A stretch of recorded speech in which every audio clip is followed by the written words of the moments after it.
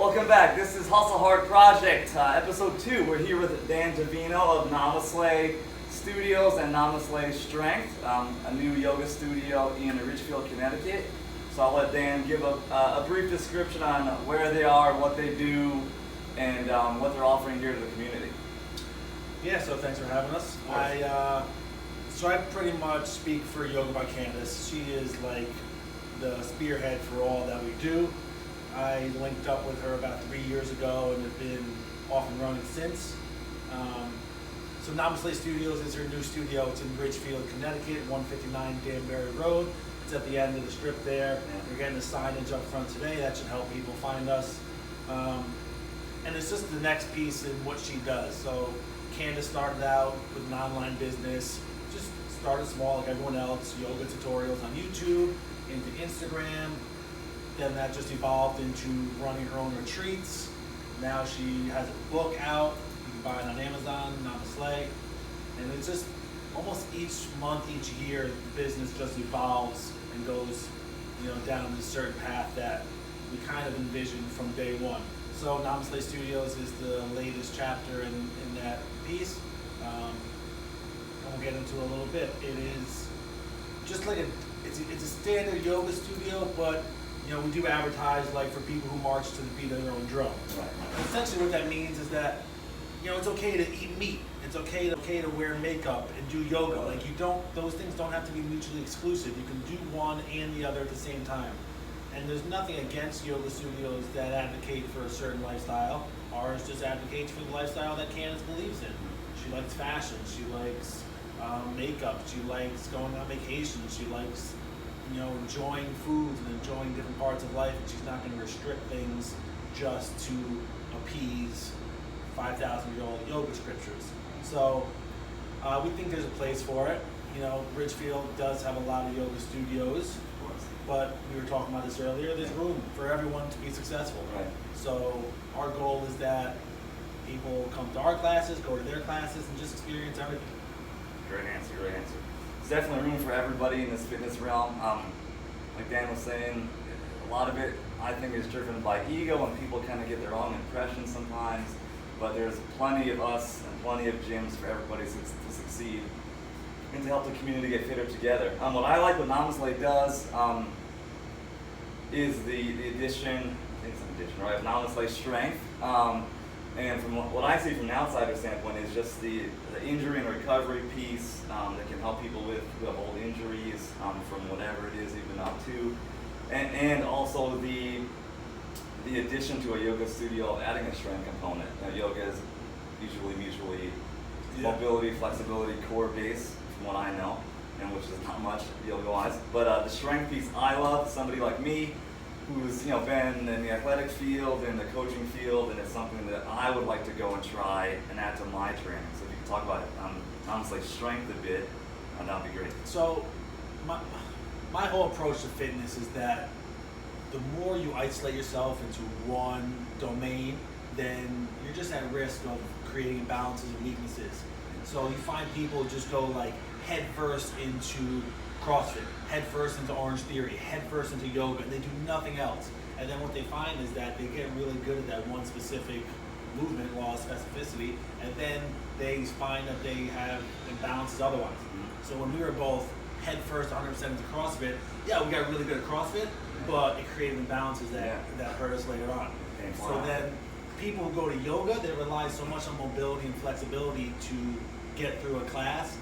If they would just realize that by adding a tiny bit of strength, a little bit of strength, then their handstands, their arm balances will be so much stronger. If you watch Candace go through a flow, she's so controlling and she can move with control and balance and strength because she does Olympic lifts, she does barbell movements, she does dumbbell movements, a lot of functional movements. And those two things, yoga and strength together, are going to give you the body mindset that you want. I think it's perfect. I think it's a perfect blend. If you guys look up their Instagram pages, especially the strength page that I like, again, maybe I'm biased, but I love how it helps you the videos are showing you how to improve different movements and postures, and like Dan was saying, being a well-rounded person in the fitness field, an athlete, a regular person, is where it's at. You will develop imbalances if you stick to one thing. So I love that's what they preach.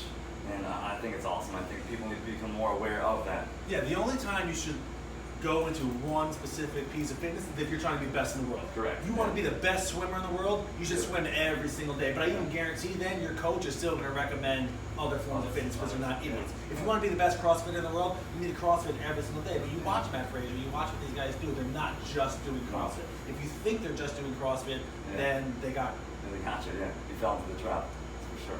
Awesome. So a couple of questions I'd like to ask everybody here. One, since we're at Hustle Hard and our thing is hustling, how would you define hustle in terms of what you think, in terms of what Namaslay would think?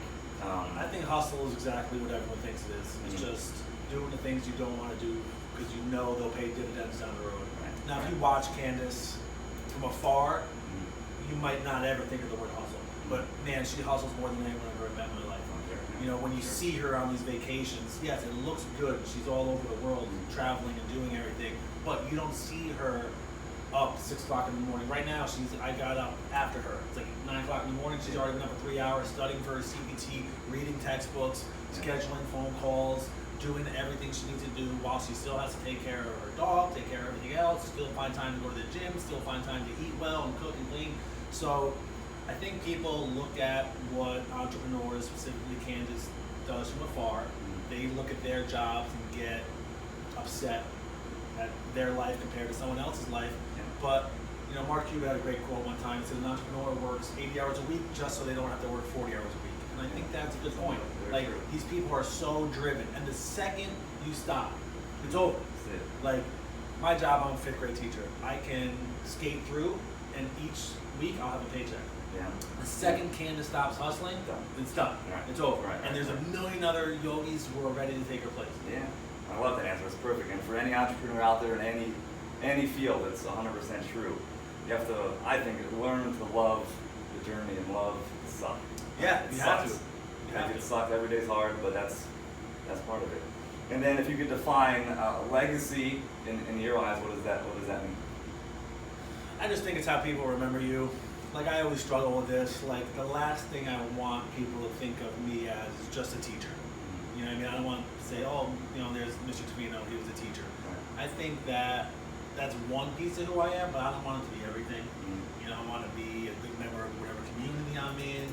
I want to be a good brother to my family. I want to be a good uncle to my nieces and nephews. I just want them to say that, yeah, he did things the right way most of the time, learn from his mistakes. Just legacy is you want people to look back at your life and say, yeah, I was a good person. I think that's, you know, pretty much it. I love it. And then lastly, we're both big readers. If you could recommend maybe not just one book or a couple books that you've read recently that you love that you could pass on to people that, you know. Yeah, so I set up a challenge to read 50 books this year. Right. So I'm on schedule to do that. I don't know, when I go to books, I tend to try to get away from reality. I don't want to read too many fitness style books because I'm so much in that every day. So when I read books, like, I'm late on a few. I just read Slaughterhouse 5 by Kurt Vonnegut. That was awesome. I read Lord of the Flies, super late to that, but awesome read. Really good. Just, you know, some people get scared of these kid books as they get older, but there's a lot in there. A lot of fiction books. A lot of fiction. I really like to go fiction. Every now and then, like, I've done Sapiens and some of those non-fiction reads.